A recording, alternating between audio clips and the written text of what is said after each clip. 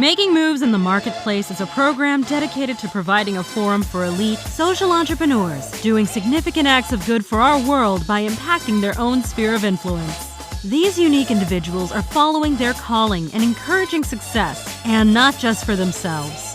Listen to these interviews and be inspired, as well as obtain contact information so you can get first-hand advice.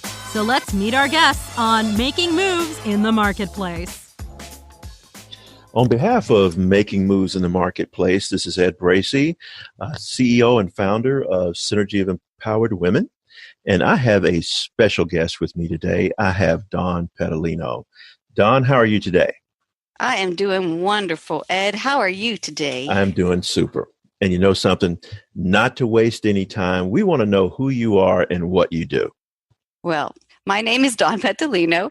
I'm a transformational coach. I'm the best-selling author of Peace, Power, and Miracles and a motivational, inspirational speaker. And as a transformational coach, I help women going through transitions. So, a lot of times we think of these transitions as these big things that happen in our life as far as relationships, careers, health, and something goes wrong there and kind of wakes us up and jolts us. But there are a lot of softer transitions that happen before that. I would say the majority of my clients are women. And, as women, they're always trying to, myself included, always trying to balance all the plates, right? You're kind of balancing this area of your life, the family, the home, the career, and so forth.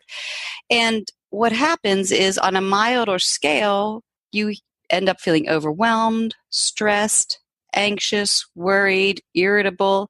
And if we're not paying attention to those softer transitions, those softer signs, then life's going to give us a louder signal, because transitions are always about reclaiming pieces of ourself that we have lost that would bring us greater fulfillment, peace of mind, and happiness.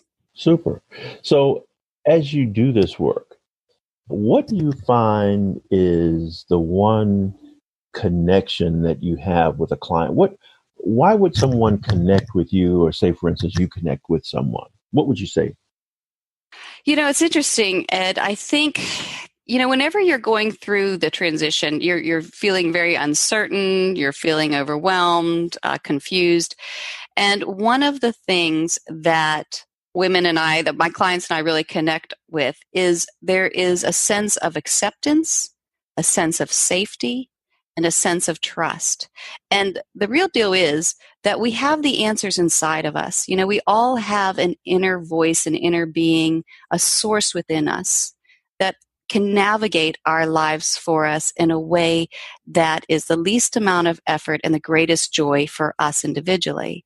But a lot of times it's about calming the mind, calming the body enough, feeling safe enough to begin to hear that voice. So when I work with these women, we create an environment where they do feel safe, they feel that they can trust me, they feel accepted, and then I offer them the different tools to begin to actually hear that inner voice so they can realize and be conscious of what their spirit, what their soul is trying to tell them.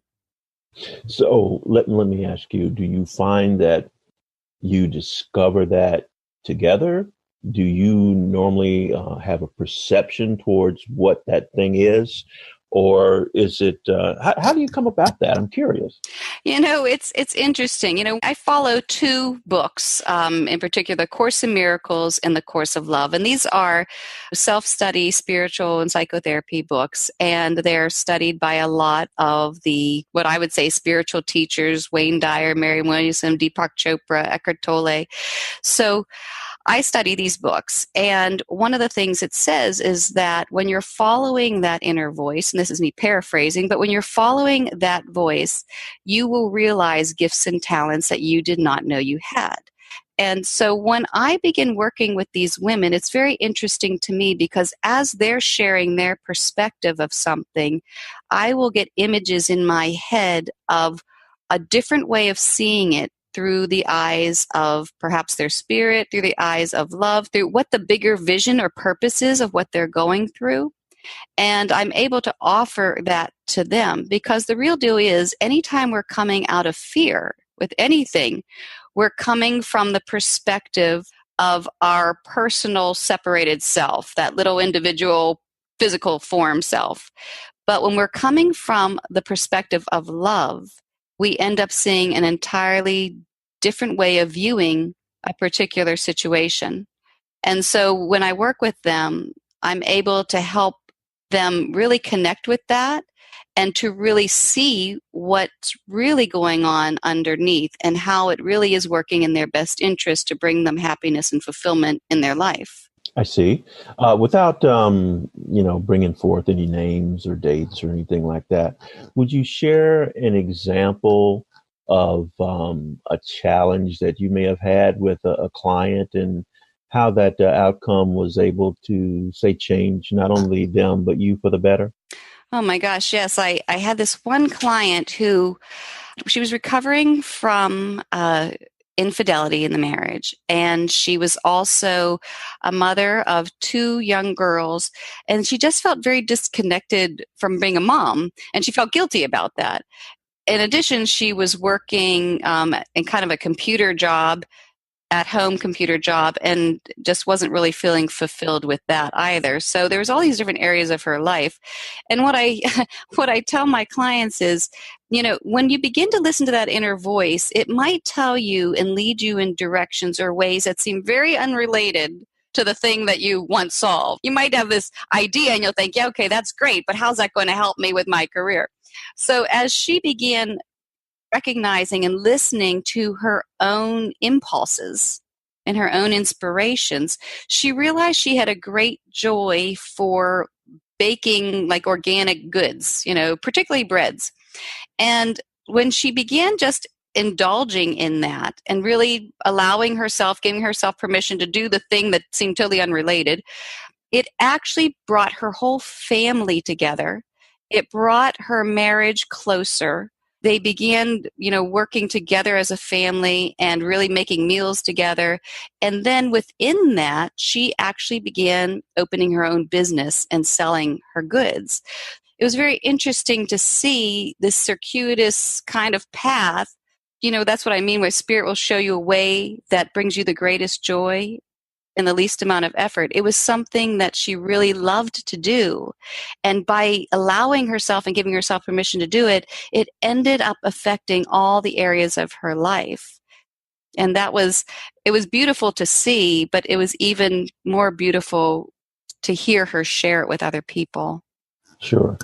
Now, you're actually assisting people in finding what their real core values are and how they can benefit themselves and also society by that discovery. Is that what I'm hearing? I would say to some extent. Here's the thing. I don't know what's in someone's heart. The Course of Love says you are an idea in the mind of God. And this is the idea that you wish to express, and it is found at your source. And your source lies in your heart. And I can't tell them what's in their heart. But what I can do is I can listen to them and I can help offer them the tools so they can begin to hear what's in their heart and have the courage and the faith and the trust to follow that inner voice. In that regard, what you're saying is correct, because that inner voice will always align with your values. It will never go against what you value. In fact, it's who you truly are. It's your authentic self. And so the thing that brings you joy is always in conjunction with exactly what you value most. Gotcha. So let me ask, how does this coincide with you being an author? What was that? That's interesting too. Here's what the other thing I always tell, Course in Miracles says, don't be concerned about your own readiness. Just be consistently aware of mine, which is to say that when there is an inspiration, when there is something that we are inspired to do, that when we follow that impulse, not only will it bring us great joy and great returns and abundance in our life, but there's a ripple effect that it is meant to serve others in some way, because that's the nature of spirit. It's love. It's harmony, it's nurturing. And the Peace, Power, and Miracles book came about in a very serendipitous way. I was beginning a book, not that book, and at the time, and then I was contacted by someone who was doing a telesummit telesummit looking for transformational coaches. And one of the things about that was they were going to help you develop your book and an online program and so forth, which, the technology part always stumped me. So I kind of prayed and said, you know what, God, if you want me to do this, you got to help me find somebody who's going to help me with this part of it. Well, he ends up contacting me, and, so I end up doing it. And it was the most interesting thing because this book was written in about a month. It was written between the time my father passed away and my sister got married. And it was almost a surreal experience. I would wake up every morning totally inspired, totally overjoyed and grateful and appreciative of my entire life. And these words just kind of, spouted on the page. Like I was like on this high flying kite. It was so great. It was about, this full month. And then after the book was done, I had to kind of go back and re-edit and ground it a little bit so it was reachable for other people. But the whole premise of the book just seemed to, and this is the thing about inspired ideas, this is what the Course of Love says, receive instead of plan. If I had tried to plan that book, I don't think it would be nearly as effective as just receiving the information. And that's exactly what the book's about. It's about Peace, Power, Miracles, is how can we stay in alignment with our source, with God, with our inner being, in order to receive the guidance that would bring us the greatest joy, peace of mind, harmony, and prosperity in our lives. And so it's just like, our pendulum, of course, is going to go off center, but the book is about developing 3 awarenesses to help you get back to the heart so you can realign with that source of power within you. I see. So, Dawn, let me throw this at you. Our audience is made up of all types of female entrepreneurs. And I consistently hear, I've always wanted to write a book, or, I'm still working on my book or whatever. Something I've heard, and I want your feedback on this because you have the experience. I've always heard that if there's a book within you, there's something that acts as a key to open up that treasure that you want to share with the world. Did you find that you had an event? Did you find that you had a meeting, or what was your key that opened up for you to let that book unfold? That's a really good question, Ed. Definitely, if we have something within us to say, there's someone that needs to hear it. I also trust in a divine timing that had I tried to write a book 2 years earlier, it would not have had the same amount of influence as this particular book because I personally wasn't ready. I wasn't the person who could write the book back then. And so for myself, it's interesting that every time I would try to force, for all the entrepreneurs out there, every time I would try to force things to happen, when I would get stuck in that mindset of how am I going to make this happen, and I would try to force solutions, so to speak, there would always be something that it just wouldn't work out, or more importantly, what actually would happen to me. I'm kind of a go-getter type A personality, so spirit's really got to stop me in my tracks. So what happens to me is I start to go through a depression where I don't feel like doing anything. Prior to this book, I was kind of getting ready to just, kind of put things out there, get everything, I'm going to make this happen and so forth. And it was like the brakes were put on, and all of a sudden I didn't want to do anything. And I went through a withdrawal period, which reminds me of the hero's journey. The hero's journey is like when the hero hears a call, he has to disengage from the ordinary world in order to hear the call. So I ended up going through this withdrawal period. And during this withdrawal period, it was like I had to give up everything that, I'm not going to say everything I thought I wanted, but to give up my idea of where anything was going to go. And I had to surrender more into just being willing to be the vessel for whatever wanted to come through me. And so within that, it was a difficult time, but I was using these principles. I mean, the awareness of the thought. I had to withdraw from my own judgments and suspend my judgment to get in contact with my own guidance. The awareness of the emotion. There were heavy emotions, and a lot of times with depression, people will say, well, you got to do something positive. You got to do something positive. Well, maybe not, because sometimes, a lot of times for me anyway, the depression is really grief. And grief doesn't demand that you do something positive. Grief demands that you be gentle. Grief demands that you withdraw, that you allow.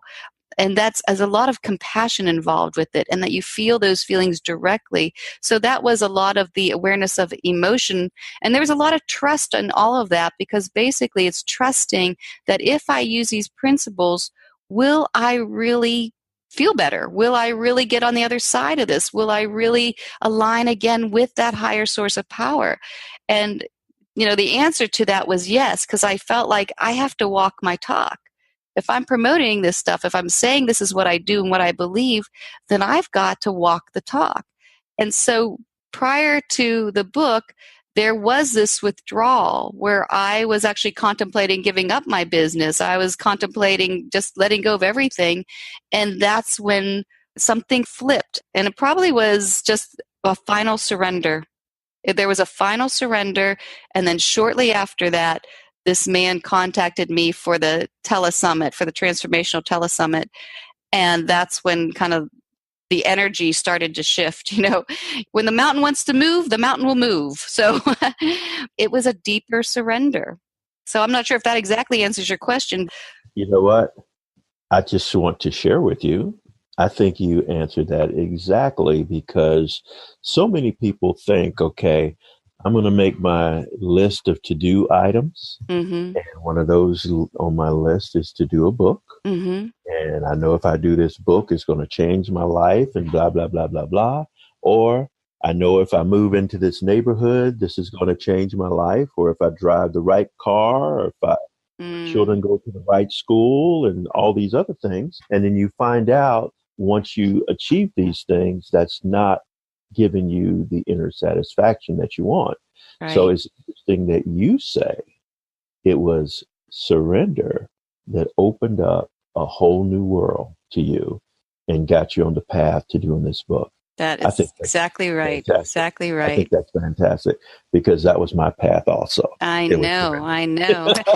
You just got to be the chess piece sometime, I think, we are the faucet, but we're not the water, And you know what I find even more interesting about that? It's more with type A people than any other personality type, because we are so much, we want to control our environment. We want to direct the energies that are present around us. We want to conduct the orchestra. And sometimes we need to sit in that back chair and hit the triangle. That's right. There is a divine timing to everything. And until I can, that's the other thing I tell people is we have to find our right position. Our right position is humility. Our right position is I am not the source of the power. Mm-hmm. The power wants to come through me. I did not create it. Mm-hmm. Therefore, my only job is to get quiet and to listen. So for the go-getter type A, it really is a little bit of an undoing. Yes, it is. Yes, it is. Okay, now we talked about your coaching side. We talked about your authoring side. You also mentioned that you speak also. Is that Yes, that correct? Is correct. Tell us a little bit more about that. How has that journey been for you? That has been very interesting. I've had a couple areas in my life. It's kind of curious to me because I notice that, and maybe you resonate with this, that when our gifts and talents are revealed to us, a lot of times the first time we do it, it's almost like beginner's luck. It's like you go out there, you don't know a thing, and all of a sudden you're like, whoa, I just blew that out of the water and I don't know anything. And then this thing happens where now you've got to learn the finer points, but it's like God or Spirit's showing you, I just want you to know this is an area for you, And so I joined a public speaking class. I don't know why I even joined it, but I kind of wanted to learn that. And within the class, we had to do a speech, and I decided to do it on the chakra systems. And the night before, I was so inspired that the speech came out of me in like 5 minutes. And the next day, I really wanted to go first. Of course, being the type A person that I did go first. And it was interesting to me it was within that speech, they did a little kind of contest thing in the class, not so much a contest, but they did say, well, who vote, and whoever felt was like the best speaker, whatever, you could win this thing. And there was a man in the class who actually taught public speaking to other people, but the class voted for me. And it wasn't as if I was doing it. That's the thing. It wasn't as if I was doing it. It was something that came through me. I had another experience in Toastmasters, same thing. They do something, your initial speech called the icebreaker. And again, the night before, it was like this speech just downloaded through me, and I got so excited. I couldn't wait to share it. And it happened to fall on a contest, and I won the contest, and I went on to like the second round and so forth. But these were things that just revealed to me, oh, wait a minute, this might be a gift. Hold on. But even more so was the feeling I had whenever I gave the speech, because again, it wasn't like I was forcing it. You talked about authenticity, you talked about surrender, and that's really, it's allowing, the Course in Miracles, the Course of Love say, it is your abilities and talents and your uniqueness that is your service. That is your service, your uniqueness. So in order to really be that vessel, I've got to be real when I'm up there. I can't put on anything. Anytime I've tried, it's kind of really flopped. So, but with the speaking now, it's like, the message really is, I really try and help people to really begin to trust and to show them ways of connecting with that inner voice, and to begin trusting that inner voice to navigate their lives. Your life was never meant to be a struggle. It was never meant to have lack. You were never meant to be overwhelmed and worried. And that when we follow that inner voice, the Course of Love says, the path to, with all changes, the path will be shown to you if you are but attentive. And so it's like, if we are attentive, all uncertainty will end. Super. Yeah. So that's just, it's been an experience, but once again, divine timing. I think that as we grow in our own person and our own skills, that once we can really be used, that's when the mountain starts to move, and you're just following it at that point. You're not even trying to make anything happen. It's just things are happening. Super. So we have Dawn Petalino, who is a coach, who is an author, who's a speaker. How do all these flow with your core beliefs? Well, like I said, I have to walk my talk, and it's not always easy. Back in the day when I was more controlling and I was a go-getter and I was that overachiever, and my marriage fell apart. And when that fell apart, it actually kind of became this domino effect, because it was like everything I thought was going to make me happy, like those things you talked about, everything I thought that was going to make me happy, I had achieved, and only to realize that it didn't make me happy. So when my marriage fell apart, that was actually a miracle, though it didn't feel like it at the time, but it changed the way I did my life, because, I thought, wait a minute, the world told me to do this and I did it and it didn't work. Now what? So it was actually kind of an existential crisis, but it caused me to really dig deep into, what can I trust? If I can't trust the things the world told me was going to make me safe, successful, all of that, then what can I trust? And so that was really the beginning of where I started a deeper practice of meditation, got into the Course in Miracles and so forth. And because at that time I was so desperate, I didn't have a plan. I really was depending on, show me where you would have me go, what you would have me do. And to see, if I didn't have a plan, would life have a plan for me? And the answer was yes, and the occurrences to me were miraculous. Things would just come out of the blue. People would step out of the work, jobs would show up. Because I left my marriage, I left the job, and I moved to Charlotte, and for about a year, I didn't know what I was going to do. So during that time, spent a lot of time in meditation, so forth. But in that listening, life kept revealing to me the next step. And I'll tell you what, it was the happiest I'd ever been in my life, was a total surrender and letting go and just trusting that higher self to move me. And so from that point on, I said, this is the way I want to live. Of course, there was a lot of growth to go through there, because we can only listen to the extent our heart is open. And there were still places my heart wasn't open. So I had to go through a lot of growth. But everything that I practice, that everything that I teach, that I write, that I speak about, that I coach, all has to do with trust your source. Trust your source. Well, wrapping all this up, all the information that you just shared with us, what's your future vision? What's in the future for Dawn Petalino? I would love just to share this message more with people. I would love to be that conduit. I would love to speak to people's hearts, to help them know that they're safe, to help them know that they're loved, and also, more importantly, to help them experience for themselves what that self-love looks like. Because whenever we have that self-love, that's when we actually access the higher self within us. My vision for myself is I want to write more books. I want to speak. I want to continue to teach classes. And it's interesting to me because a lot of the people I tend to work with end up being healers of some sort. Even at the time, they might not realize it.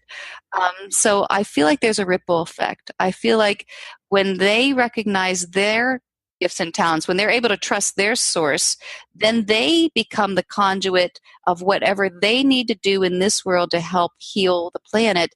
And they end up spreading their gifts and talents to the next person.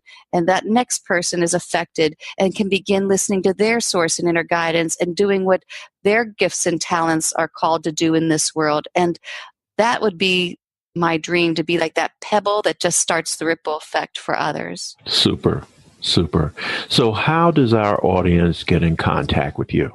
Well, my website is www.dawnpetalino.com. That's Petalino. And if they wanted to reach me, they could reach me at dawn@dawnpetalino.com and contact me there. Okay. Super. Is there anything else you'd like to add before we wrap up? Just that if anyone's really interested in learning more about the Peace, Power, Miracles book, it's an easy read. You can access it through my website or Amazon.com. Peace, Power, Miracles. There's also an online program, a home study online program that they can purchase through my website to go along with it if they want to go deeper into the principles. Super. Well, we thank you for doing the interview today. And we've been with Dawn Petalino, who happens to be a coach, an author, and also a speaker. Thank you. Thank you, Ed. Super. And this is Ed Bracey on behalf of Making Moves in the Marketplace. We want to thank you for listening today, and we'll connect again in the near future. Bye-bye.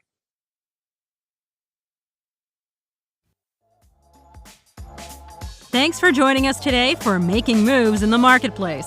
Making Moves in the Marketplace is a production of Synergy of Empowered Women, an organization that provides a platform for donors, volunteers, and advocates committed to helping women achieve their greatest potential. We look forward to our next informative broadcast where we interview social entrepreneurs making moves in the marketplace.